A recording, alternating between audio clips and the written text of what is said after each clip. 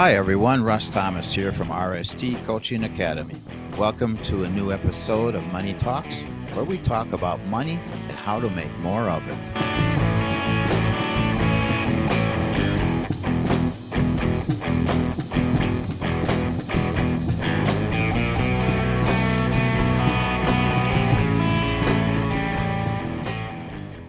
Hello, everybody out there in internet land. Here's Russ from RST Coaching Academy, sponsor of Money Talks, on the podcast, on my video blog, on YouTube. We're in a lot of different places. If you go to my website, rstcoachingacademy.com, you'll see a list of places where we're at. But nevertheless, it's a new day here in Daytona Beach.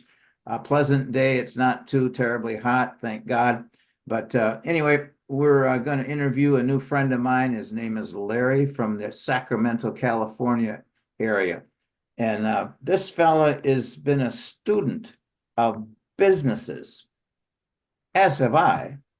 But this fella has been a student of businesses to figure out what makes them fail. And that's an interesting topic, because I think if you can find out what makes them fail, then the converse of that should be helpful to know the opposite, and maybe it's going to help the business to succeed. Larry holds the answer to that question, to that concept. So, well, let's turn it over to Larry, and I want to just ask you, Larry, to tell us your background. Give us your background.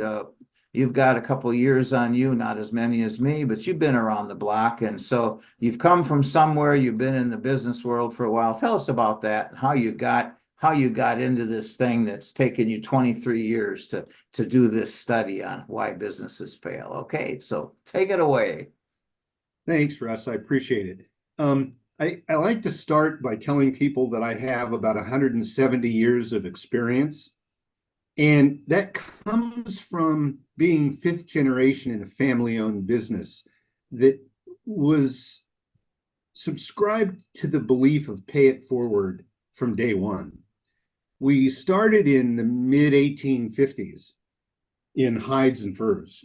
And over the next 180, 100 and whatever years, the organization evolved into many different things, ultimately dealing with automobile and agricultural machinery, primarily motors.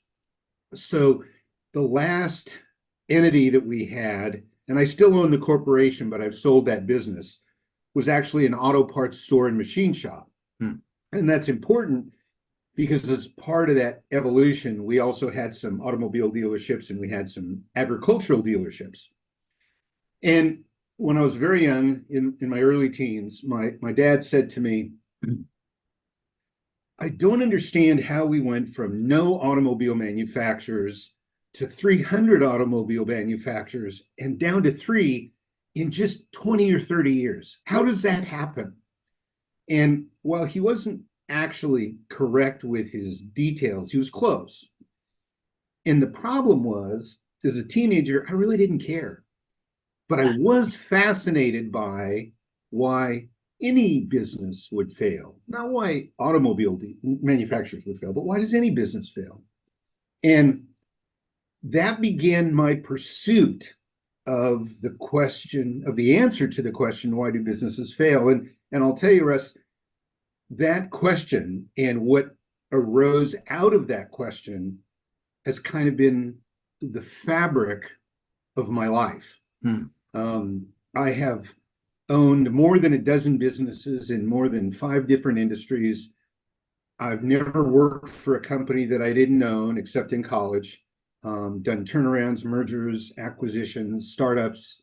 And I've been very blessed with experiencing business suicide personally and surviving it. So I have a pretty robust viewpoint on all of this. That background, so some of those businesses didn't make the grade, some of them failed, are you saying? A couple of them, and one of them in particular, boy, did I give it the death knell. That was a real good job of killing something for me. But you learn, right? You go through these hopefully things.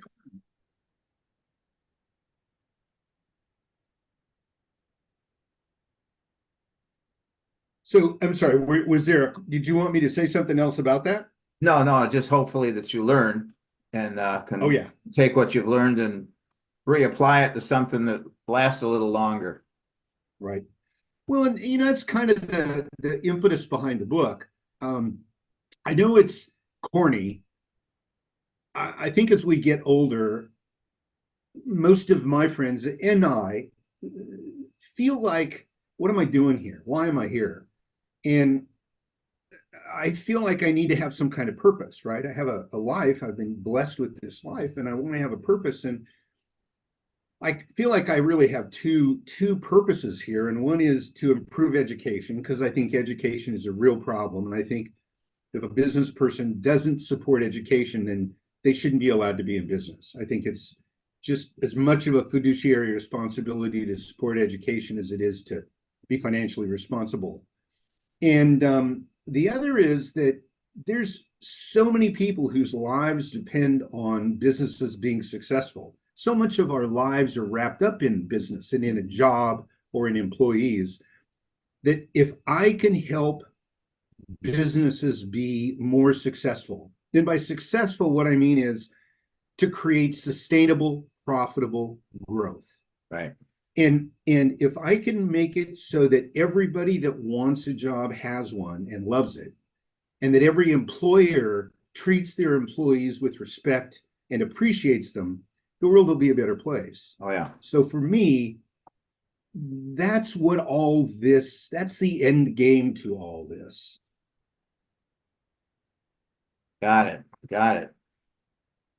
So that puts you on your mission to figure this all out. Why a business fails, and therefore how to keep the business from failing. Correct. Now, you're improving education. I wrote a note on here previously. I interviewed a lady earlier this afternoon that is working with a local college here in the Daytona Beach area. And she said that they have a course of study on entrepreneurialism. And I said, man, when I was in college, I graduated in 1970, a few years ago. I don't know if I'd ever even heard the word entrepreneurial. I can't even hardly say the word, but it was just like it was an unknown thing. And now they've got finally some classes. But so honestly, I don't know how in depth that they're going into that area of study, but at least they're trying, wouldn't you agree? And trying to put something out there to help people get a start, maybe some basics and principles. Absolutely. You bring up an interesting point, and I want to do want to make sure we get to how your viewers and listeners can make more money, and I promise we'll get there. One of the things that I have done is I've served on the board of directors of an organization called the Sacramento Entrepreneurship Academy. It was one of the first 3 entrepreneurship programs for college level students ever made in this country. And So that we were started when? Gosh, 30, 35 years ago. Okay, all right. I'm guessing. I don't remember. I haven't been involved with them for about 25 years. But I was on the board 25 years ago, and it's a program that's designed for undergraduate students and it's a 1-year program and they pay for it. You have to be accepted. It's kind of like med school. You have to apply, and it's hard to get into. And what they do is they take you through the process of conceptualizing a business, building the business, marketing the business, and then eventually selling the business, right? Okay. So there's an exit strategy built in. And I was actually while I was on the board, I was also one of the instructors. I taught for quite some time. I was the second week. The first week was the introduction to the program. The second week was how do you build teams? And one of the things people don't understand is that with entrepreneurs, they're very driven, self-motivated idealists. So trying to get 3 or 4 or 5 entrepreneurs together to work as a team four of them have to subjugate their wants. Yeah, yeah. Who's So the what I boss? did, yeah. So what I did was I taught them how to do that. That was the second class of the year. And I always told them the same thing. Entrepreneurship is a non-fatal, uncurable disease. And like all diseases, all uncurable diseases, it has to be properly managed or it will harm you. And before, at the beginning, they all looked at me like, this guy's crazy. What's he telling us? And by the end of the year, they all understood. Yeah, It's something that it's in your blood. You can't help it. I know. I'm developing a talk basically about my story and incorporating that into what I do to help people in sales and coaching and so on and so forth. And the start of it is like many of you, I have an addiction. I'm addicted to business. Yeah. And I've called myself many times a hopeless entrepreneur, that it's in the blood, you know. Mine started in 1973 when I bought my first gas station and has progressed on from there for, 50 years. And I don't want to get delivered from that addiction because I love it. I believe, and I'm sure you do too, that love and business make the world go round, and ultimately sales makes business go around and economies go around. So yeah, that's really cool that you took it from that and you were teaching these students this. How, and this was no doubt in the School of Business at the university. They weren't required to be because it wasn't connected to a university. It was an Oh. independent academy. I see. So we recruited from every college in Northern California. Okay. And most of the students that we had were either business students or finance students. We had a Okay. lot of students who came from the world of finance. Was it well attended? We always had more student applications than we had room All for right. students. Well, So yeah, that's encouraging. And so, do you have a feel from back then as to what percentage of the graduates of that course of study actually went on to start, own, and operate their own business? so that's really a good question. Absolutely. 2/3 of the alums have started their own business.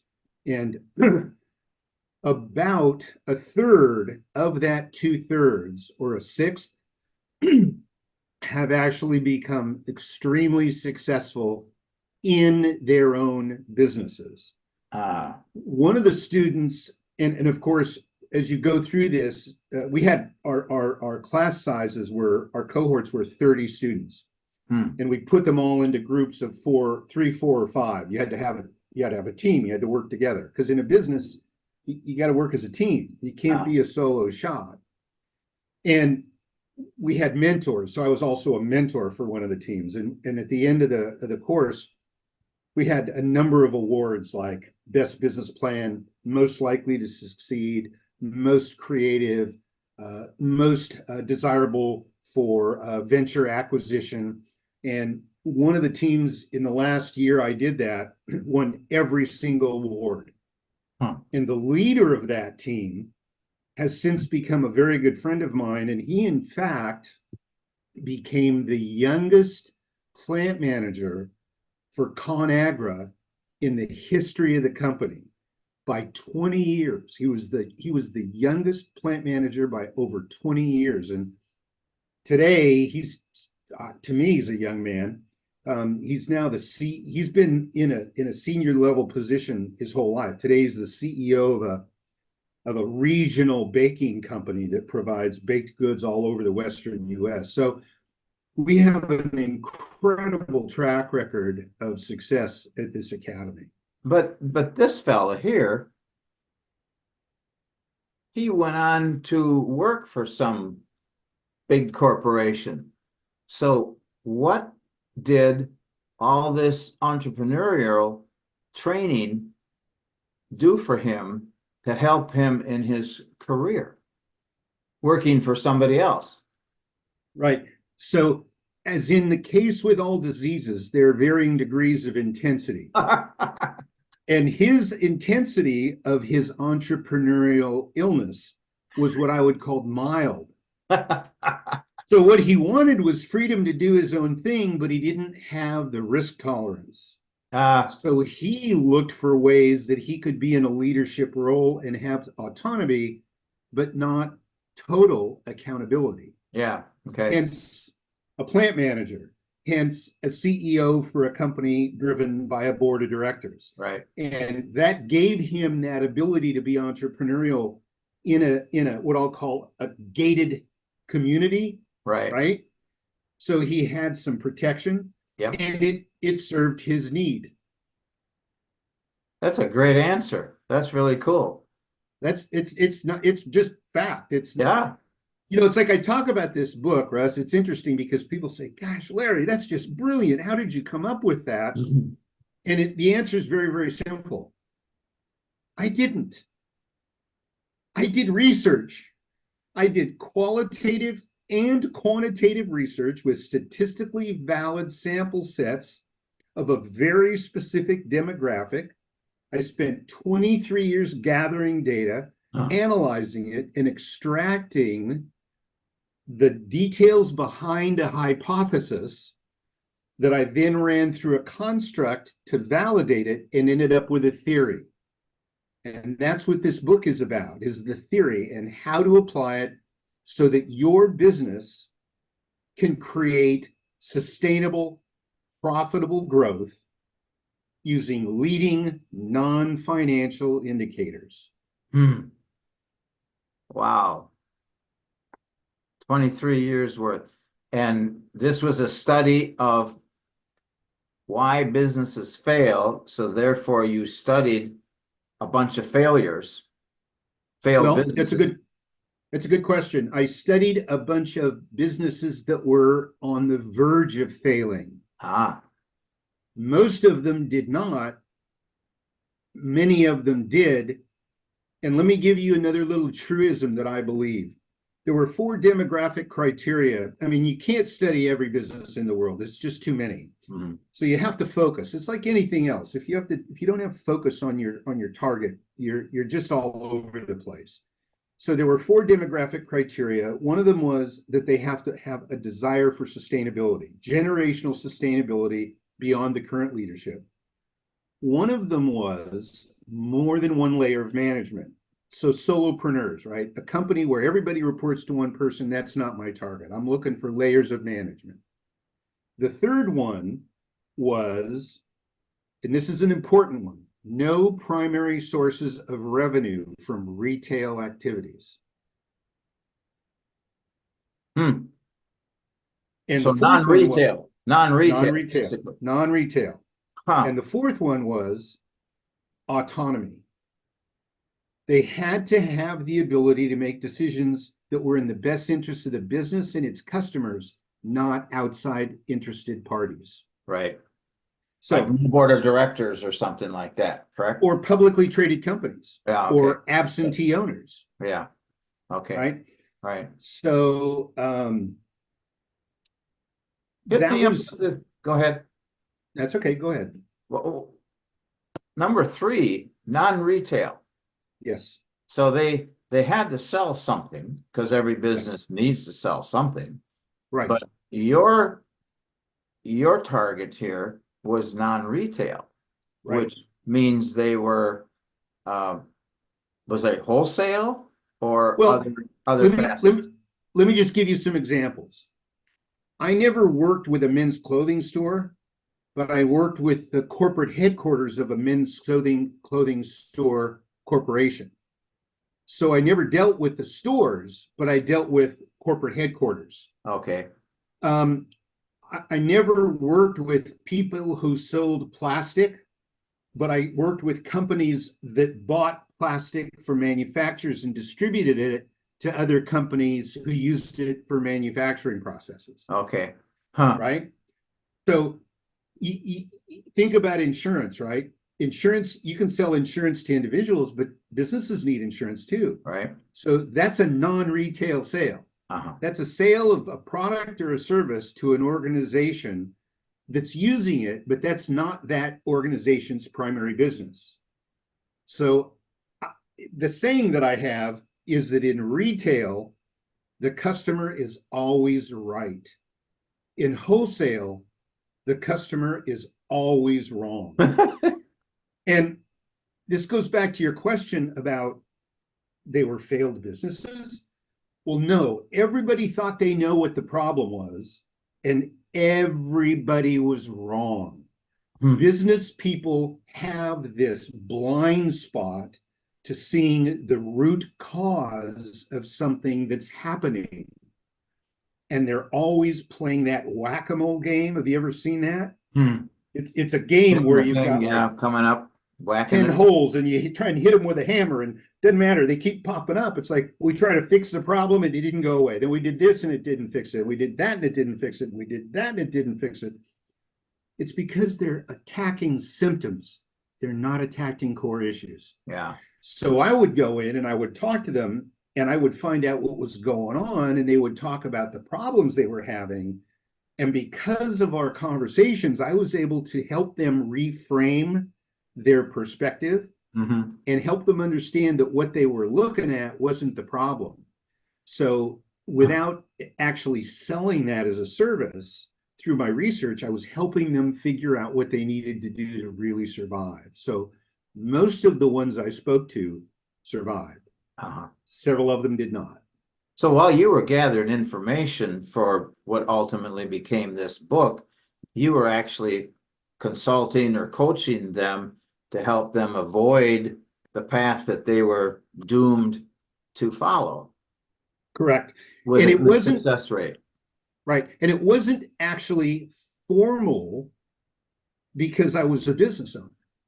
So what I was doing was talking to other business owners as a business owner and saying, tell me what's going on with your business. So it was a non-threatening, penalty-free environment where I could talk to other business owners about the nuances of my business, the nuance of their business, and get to understand it and just have these pleasant conversations and say, what are you doing and why are you doing it and what's your problem and how are you dealing with it and have you ever thought about this and what about trying that? And it was a very non-threatening way to go get data.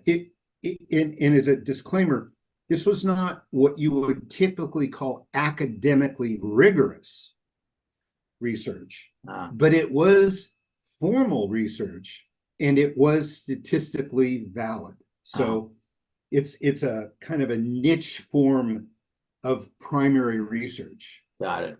How many companies would you say that you actually interviewed? It was about 103 companies, and it was little over 250 executives within the top 3 tiers of management. Did you get any flack from people, resistance to your probing them of the operation of their business, and how did Absolutely. how'd you overcome those things? Well, you can lead a horse to water, but you can't make him think. When people are resistant or reluctant, there's just no point in fighting that battle. You can have intelligent conversations and you can be honest and transparent. And if people just aren't willing or interested in being open and honest with you, you move on to the next person. Okay. And so there's this theme that I love that originated in sales, but for me, it works pretty much everywhere in life. And it's the concept of get to know fast. Now, when I say know, I mean N-O, not K-N-O-W. Get to know as fast as you can, because I don't want to waste time on people who don't want to participate, whatever it is I'm doing. Yeah. So my goal is always to figure out how to get to know as fast as possible with the assumption that people are generally resistant. And if they're not, we're done. We're moving, baby. Yeah. So I just walk away. I just say, that's okay. I'm not Right. trying to tell you what to do Yeah. with your business. You don't want to talk about it, that's fine. Let's talk Yeah. about something else. How's the No. weather? Right. Which is why it took so long. Yeah. Well, people are, if they're not teachable, they're not teachable. Right. And sometimes, stupidity just doesn't hurt bad enough to get a person to change, and maybe that business had to go a little farther downhill before the management, whatever, would open up or wake up and say, I need help, who can help me? What can you do? So anyway, Well, it's really as I said, cool. Russ, several of them actually did fail. Uh-huh. I mean, there are people who can refuse to listen and fail and learn from it. And then there's those people who refuse to listen and don't ever stop failing. Right? The world is full of all kinds. Yeah. People, you need to be open-minded, willing to change, willing to heed sound wisdom and advice, and then be willing to make the change necessary to incorporate that advice. Otherwise, you're probably going to end up stymied somewhere along the way. Now, Larry, I think it sounded to me like a lot of these companies were kind of just, they were autonomous, but there was no accountability perhaps beyond their own little inner core. And it sounds to me like there was definitely a need for a doctor, an outside physician, to come in and do some probing and testing and figure out what was going on, because they weren't able to figure out themselves. I think you mentioned narrow-mindedness before, and that's a killer in business. And we've always done it this way before, that kind of mentality. And somebody like you or me going into a business and say, well, consider this. Why don't you do it this way? Huh? Gee, never thought about that. An eye opener if the people are willing to listen, right? It's an interesting point you bring up.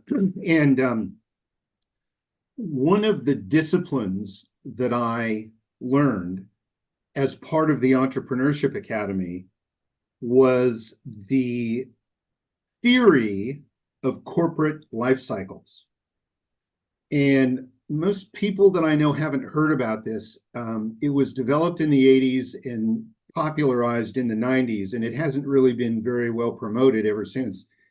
But corporate life cycle theory is the study of how organizations grow and die.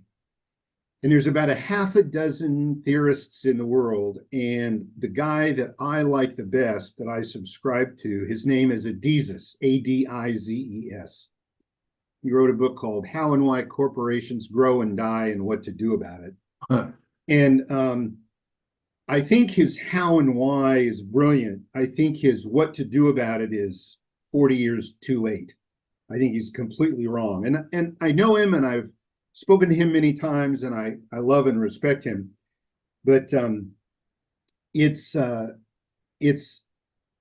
important to understand that organizations live in an environment that is in constant motion, perpetual motion. The world never stops changing. Business wants stasis. Business wants stability. Business wants no change. Yeah. So there's an eternal friction that exists for every single organization, whether it's for-profit, not-for-profit, or government agency, where they want stability and consistency, and the world won't accommodate them. So the reason I mentioned Adizes in corporate life cycle theory is because Adizes has this quote that I use all the time. He says, organizations go through stages that cause change that cannot often be fixed or dealt with without external help. Uh-huh.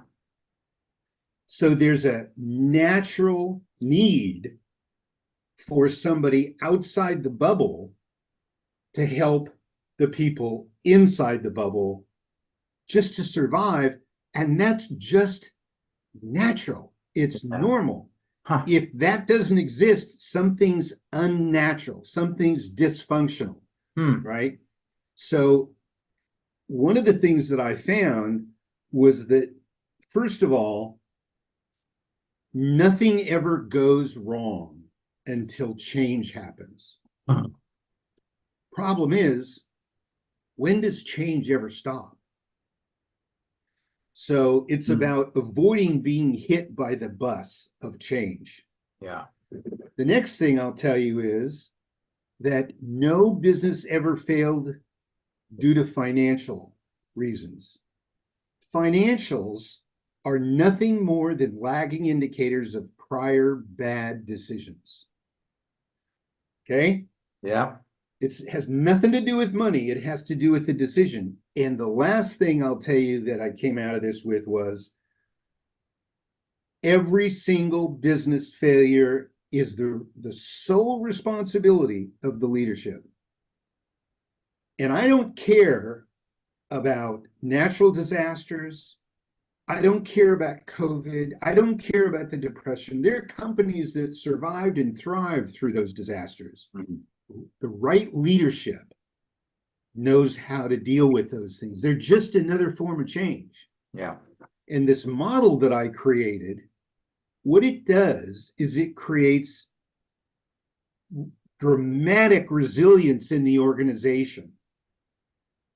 So let me explain this change thing for a minute. I don't mean to ramble, but I think your listeners will find this very valuable because this speaks to how do we create positive morale and keep moving forward if we're doing something good so we can keep making more money, Mm-hmm. right?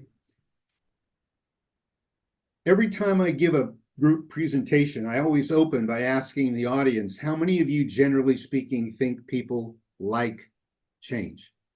And of course, almost nobody raises their hand. The larger the audience, every once in a while we get a few hands, but pretty much nobody raises their hand. And then I say, how many of you, generally speaking, think people don't like change? And of course, everybody's hand shoots up, at which point I say, well, you're all wrong. Every single human being on the planet loves change. You're absolutely wrong. What you don't understand is the type of change they like, because everybody loves the type of change they do unto others. Nobody likes the change others do unto them. So what this model does that I've developed and is outlined in the book, it's a very much of a how-to book. It's prescriptive nonfiction. It tells you how to build resilience in your organization so that you can anticipate change and decide how you're going to attack it and survive it and be proactive. So it becomes your change. Yeah. It becomes the organization's proactive change. So suddenly you switch from fighting it to embracing it and shoving it onto other people. Because it's emanating from you, from the Right. organization, and not some external source. It's a way of learning how to live in a world that's constantly changing. Yeah. Wow.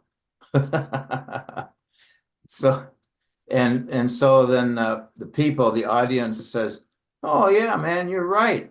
Yeah, they As do. long as I'm in charge, everything's cool." And of course, then they say, well, how do I do that?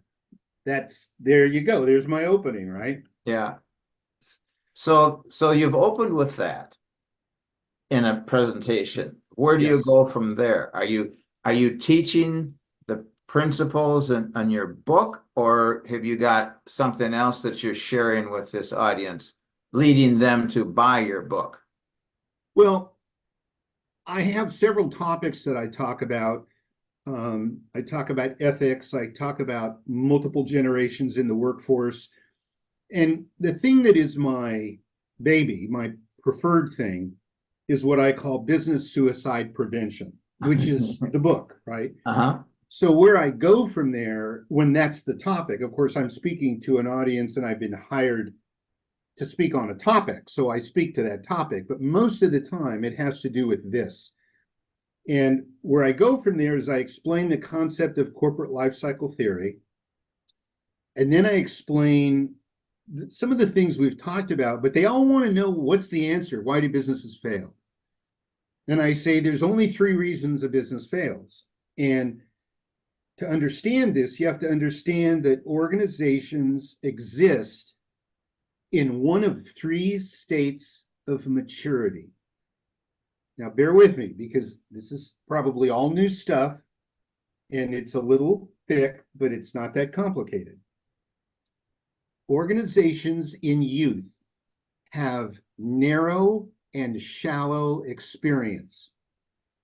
Notice I'm not talking about knowledge. I'm not talking about expertise. I'm not talking about capabilities or skills. I'm talking about experience.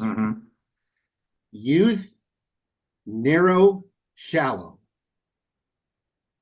Organizations that fail in youth fail because of a lack of clarity of purpose. They try to do everything for everybody. They don't understand their value, and they don't understand their market. The next stage is adolescence. Adolescence is narrow and deep experience. We've been doing this a long time. We know a lot about it. We haven't gotten outside our lane very much, but man, do we know our lane inside, outside, and backwards. So why do businesses in the adolescent stage fail?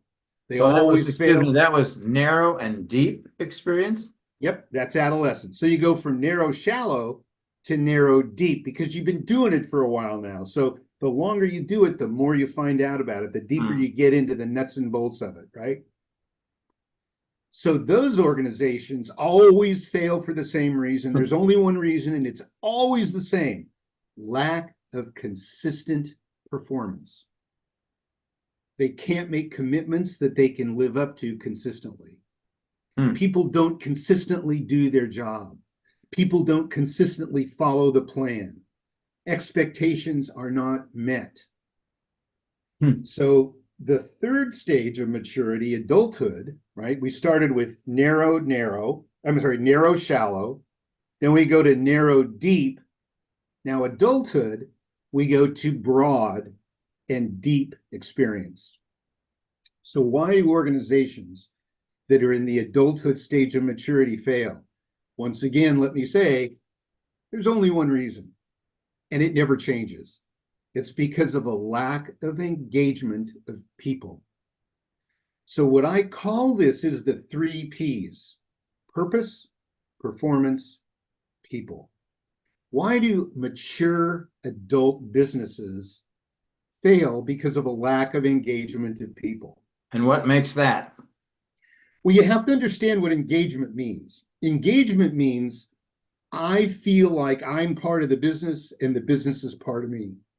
I feel like a valued component, and I understand that I'm just one link in the chain, and no matter where I am in that chain, if I break, the whole chain breaks. So it doesn't matter if I'm a peon or a boss. My role is critical to the success of this organization, and I feel it, and I'm treated like it. So when you have that engagement, what happens is you have fluidity of knowledge throughout the organization, because everybody understands everybody's role and why they're all important. Yep. And everybody understands how to communicate, because you can't have that understanding without communication. Now, think about this for a second. If a business that isn't growing is dying, by the time you've reached adulthood, you've grown. Grown how? What do you mean grow, Larry? Well, it could be revenue, it could be profit, it could be employees, it could be customers, it could be sales, it could be products, could be services, could be geographic reach, could be market differentiation. It doesn't matter. As long as you're growing in some way, it doesn't matter what the growth is. But as you grow, you increase complexity. And complexity creates the need for rules, right? And rules create the loss of flexibility. And I call that the arc of success. So as you go through this and you grow, the leadership gets further and further from the customer. Huh. And what happens in these organizations that die is that because leadership doesn't have that intimacy with the customer, and because staff are not engaged, the customer changes. Remember, the world is always changing, right? So the needs of the customer change, but the value that the company delivers doesn't continue to serve those changing needs. They continue to serve the needs that are no longer there. Is the company becoming like too bureaucratic? Well, Then that's one aspect of it, but look at Sears. Sears is bankrupt. yeah, You know why? Because they never changed their business model. They Yeah. kept serving the people that they were serving 50 years ago. right. And eventually all those customers moved on and didn't care about what Sears offered. Yeah. So when you have that engagement, what you have is a bridge from the customer to leadership, a living, breathing bridge, because everybody in the organization is connected to the value they're delivering, which includes the value to the customer. And when they see that value proposition changing, the communication mechanism that's in place in an engaged environment affords everybody in the company to understand those changes are happening, and then leadership can react to them. And this is kind of a PhD level piece of the data. Doesn't change the reality. Uh-huh. It's part of the picture, part of the downfall. Yeah. Wow, that's really cool. This is some deep stuff. That's like you say, PhD level stuff. Winding down here a little bit now.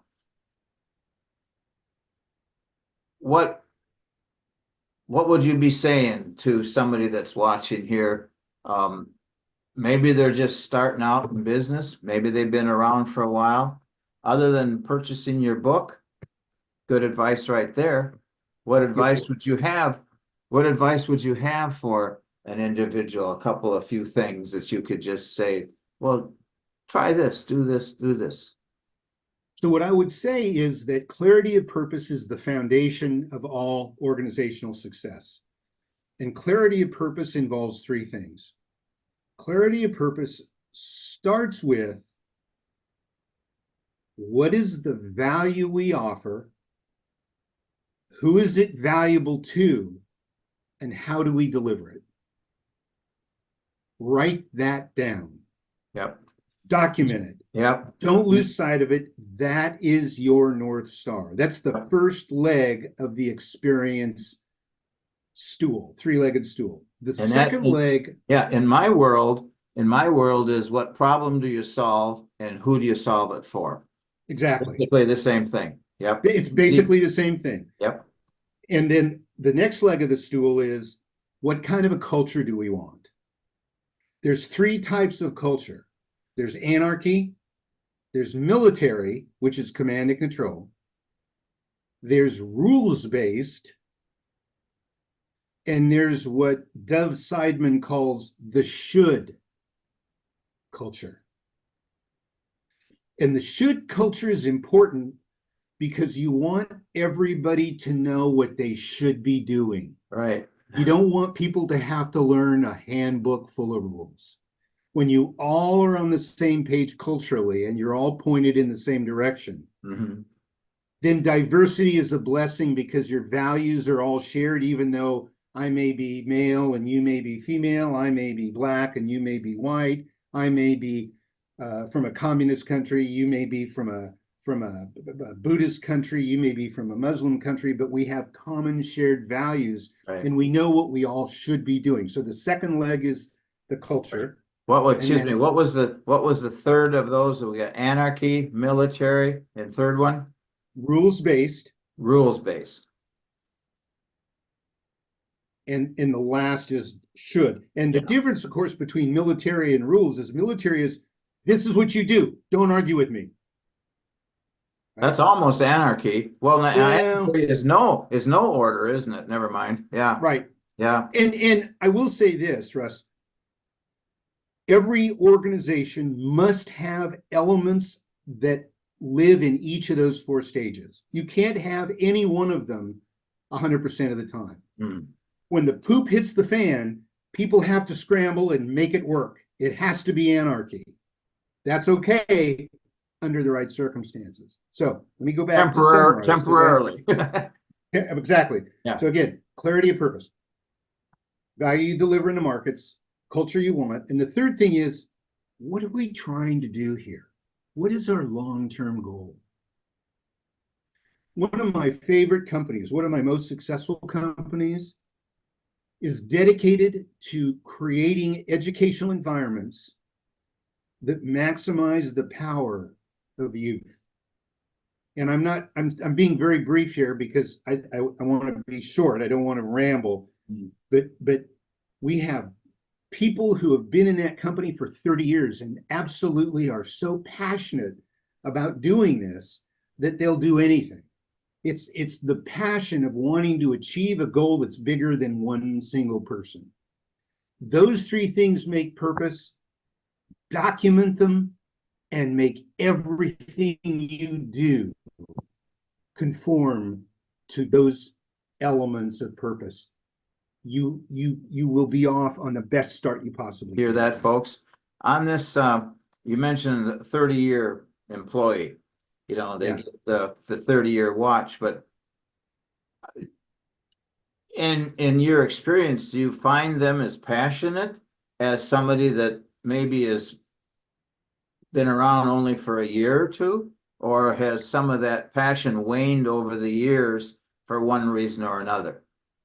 It's a great question. The answer is I find them to be more passionate because they have been in the environment and they understand it better than when they came. When they come on board, they're passionate. I want to do this. I love this. It's a great idea. I want to be part of it. I want to be part of succeeding. And oh my God, I didn't know we were doing that. That's wonderful. And oh my God, I didn't know we were doing that. That's even better than I expected. And oh my God, I'm learning. So they become more passionate. And just for context, this is a company that's been around for about 36 years. Today, we are about, our budget is about $90 million a year, and we have about 430 employees. So it's not a teeny little company, but it's matured and aged over the years. And that company is, just as we speak today, in the process of transitioning from adolescence into adulthood. It's taken that long. Wow. But we're doing it. Obviously have done something right throughout the years too. Well, there have been mistakes. Not 90 million is not bad on an income statement for sales, is it? No. Oh, indeed. All right.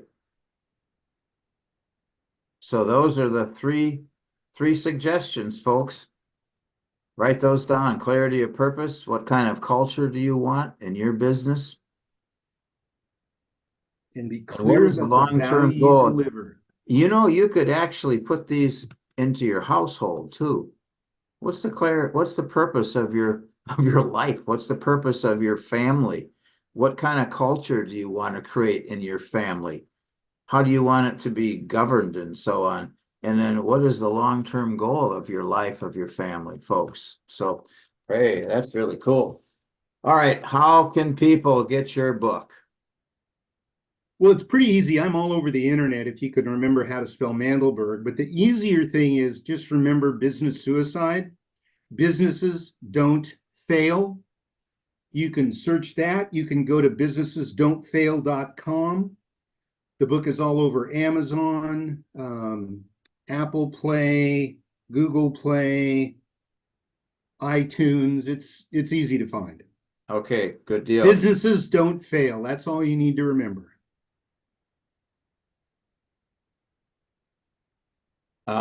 Besides the book, you're available to speak and to teach and to consult, to coach, or how would a person get a hold of you for any of the above? Yeah, Russ, right now, most of my time is spent speaking. Okay. I'm trying to preach. I have a handful of clients. I take on about one new client a year, but when I take on a client, they usually don't go away. They're always short-term gigs with a specific objective. And then as the business grows and ages, they have a new problem and they say, Larry, we got a new problem. Right. So I only take on about one new client a year, and all of my clients are referral, but I am always looking for the opportunity to speak. And I have a lot of programs where I can make that very cost effective. If there are any large groups, I'll usually speak for free if you buy books for your audience. So I'm pretty flexible. All right. And you can be contacted probably through the website. Absolutely. Businessesdon'tfail.com. Yes, sir. Okay, great. Do you have a podcast yourself? No, I don't want to manage a podcast, and managing a podcast usually means having employees, and it does take time. Yeah, I'm not doing that. I don't want any more employees. I sold my last brick and mortar in 2000, and I said I'll never have another employee as long as I live. Remember, Russ, I've never worked for a company that I didn't own, so I've had my share of that stuff. I'm here to teach now. But you're part of a 150-year life of business ownership. Family legacy of business ownership, yes. So who's going to follow after you in your footsteps when you're finally gone? I have no idea. I'm not worried about that. Because without that, it's gonna be gone too, right? Well, the corporation exists today. I do have some sisters, don't have any children of our own. 43 years, happily married to the same woman. First marriage for both of us. No children by choice. I'm not worried about that. All right. My legacy is bringing this knowledge that I've accumulated and disseminated and put into this book. That's my legacy, to help the business community in this country be more successful. If I can do that, that's what more value could I bring? And at least in the written page that lasts forever. Yeah. So that you've gone a good direction. I interviewed this woman earlier today, and she said that she wanted to write a book, and she was asking me, well, what do you think I should be doing for this or that? And I says, do the book, because it's going to last forever. You're going to tell your story, and you're going to teach some things and pass on some principles, and it'll last forever. And then I said, well, and I'd like to write a book too. So then she turned that around on me and told me to write a book. So, I guess we're all going to be at the typewriter. Well, one other thing, Russ, don't forget about this one. Writing a book, you also learn a lot. That's true. And you learn a lot by teaching somebody else. And that's what you're doing in the book, is teaching somebody else. I got to let you go, but it's been a blast, Larry. I'm glad we worked it out, even though we got started a little late. It's definitely worth the wait on my end. And it was good meeting you in person, online, all the way from Sacramento area, California, almost diagonal across from where I am. But we'll let you go, folks. Thanks for tuning in. Thank you, Russ. Another genius in business that had a lot of advice, a lot of story to tell, background, explanation for what he's about, what he's done, and tips for what you should be doing to improve your situation in life, in career, business, everything. It's funny how all this works together and for us in our lives. So we'll let you go, folks. We'll tune in to seeing you next time. And I thank you. Over and out from Money Talks. All right. Bye-bye. Hi, thanks for being here today for another episode of Money Talks. I hope it was informative and encouraging to you. If it struck a chord in your heart, or if you have any questions or comments, please let us know. Visit us at rstcoachingacademy.com, call 386-286-2450, or send an email to email@rstcoachingacademy. Thanks again, and until next time, be great.